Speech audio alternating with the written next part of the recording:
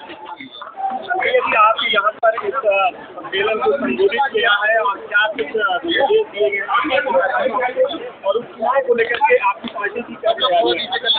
चुनाव को लेकर हमारी पार्टी की नीति बिल्कुल स्पष्ट है। उत्तर प्रदेश में 10 सीटों पर चुनाव होना है और मैंने कार्यकर्ताओं को स्पष्ट रूप से निर्देशित किया है कि हर सीट पर जो उम्मीदवार होगा वो एनडीए का उम्मीदवार होगा। सिंबल कुछ भी हो सकता है।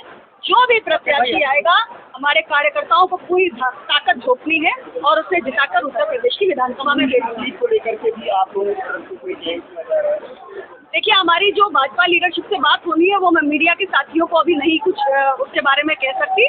मैं इतना ही आपको कहना चाहती हूँ कि हम एनडीए के एक अहम घटक हैं और एनडीए की मजबूती के लिए हमारी पार्टी काम करेगी। मैडम, जो 69,000 टीचर की भर्ती है उसमें आपने कहा कि ओबीसी के साथ अन्याय हुआ है, तो ओबीसी वालों का मानना है कि 18,000। मैंने पहले दिन से कहा है कि ओबीसी के अभ्यर्थियों के साथ अन्याय हुआ है, आरक्षण के नियमों की अवहेलना हुई है और ये सिर्फ अनुप्रिया पटेल ने नहीं कहा है, ये राष्ट्रीय पिछड़ा वर्ग आयोग ने भी कहा है और हाईकोर्ट ने भी उस पर मोहर लगाई है।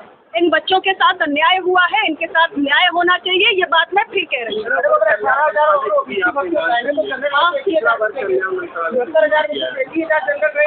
हमारी पार्टी निरंतर, आप आरक्षण की नियमावली को पढ़ के आइए तब आपको समझ में आएगा। आपने नहीं पढ़ा है, राष्ट्रीय पिछड़ा वर्ग आयोग की सिफारिशों को पढ़िए और कोर्ट के फैसले को मानिए।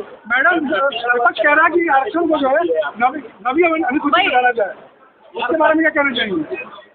हमारी पार्टी शुरुआती दौर से ही केंद्रीय स्तर पर एक अलग पिछड़ा वर्ग मंत्रालय के गठन का विषय उठाती आई है। इसे संसद में भी मैंने उठाया है अपनी पार्टी की ओर से कई बार और हम इस विषय के लिए निरंतर संघर्ष कर रहे हैं।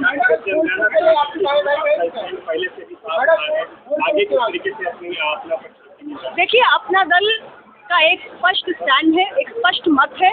हमारी पार्टी प्रारंभिक दौर से जातीय जनगणना की पक्षधर रही है और हमने इस बात को संसद में भी कहा है और हम निरंतर इस बात को कहेंगे कि देश के अंदर अलग अलग जाति समूहों की गिनती हो ताकि उनके प्रामाणिक आंकड़े स्पष्ट रूप से सामने आए और कौन विकास की दौड़ में पीछे रह गया है, कौन प्रतिनिधित्व की दौड़ में पीछे रह गया है, सरकारी योजनाओं का कहां पहुंचना अधिक आवश्यक है, ये सब कुछ स्पष्ट रूप से निकल के आ जाएगा।